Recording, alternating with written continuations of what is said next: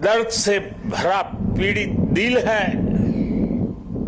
और दूसरी तरफ कर्म और कर्तव्य का पथ है। इस कर्तव्य पथ की जिम्मेवारी को लेते हुए मैं आपके बीच में हूं, लेकिन करुणा से भरा मन उन पीड़ित परिवारों के बीच में है। हादसे में जिन लोगों को अपना जीवन गंवाना पड़ा है, मैं उनके परिवारों के प्रति अपनी संवेदना व्यक्त करता हूं।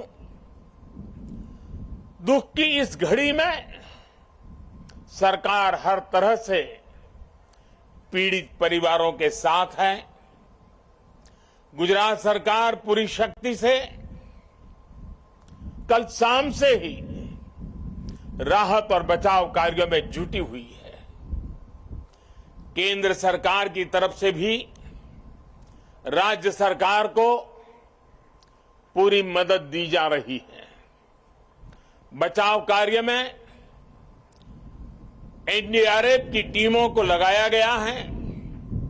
सेना और वायुसेना भी राहत के काम में जुटी हुई है। जिन लोगों का अस्पताल में इलाज चल रहा है, वहां भी पूरी मुस्तैदी बरती जा रही है। लोगों की दिक्कतें कम से कम हो, इसे प्राथमिकता दी जा रही है। हादसे की खबर मिलने के बाद ही गुजरात के मुख्यमंत्री श्रीमान भूपेंद्र भाई रात को ही मोरबी पहुंच गए थे। कल से ही वो राहत और बचाव के कार्यों की कमान संभाले हुए हैं। राज्य सरकार की तरफ से इस हादसे की जांच के लिए एक कमेटी भी बना दी गई है। मैं देश के लोगों को आश्वस्त करता हूं कि राहत और बचाव के कार्यों में कोई कमी नहीं आने दी जाएगी। आज राष्ट्रीय एकता दिवस का ये अवसर भी हमें एकजुट होकर इस मुश्किल घड़ी का सामना करने, कर्तव्य पथ पर बने रहने की प्रेरणा दे रहा है। कठिन से कठिन परिस्थितियों में सरदार पटेल का धैर्य, उनकी तत्परता से सीख लेते हुए हम काम करते रहें, आगे भी करते रहें। साथियों, वर्ष 2022 में राष्ट्रीय एकता दिवस का बहुत विशेष अवसर के रूप में मैं इसे देख रहा हूं।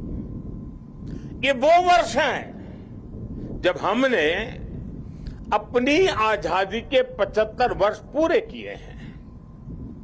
हम नए संकल्पों के साथ आगे बढ़ रहे हैं। आज एकता नगर में ये जो परेड हुई है, हमें इस बात का एहसास भी दिला रही है कि जब सब एक साथ चलते हैं, एक साथ आगे बढ़ते हैं, तो असंभव को भी संभव बनाया जा सकता है। आज यहां देश भर से आए हुए कुछ कलाकार सांस्कृतिक कार्यक्रम भी करने वाले थे।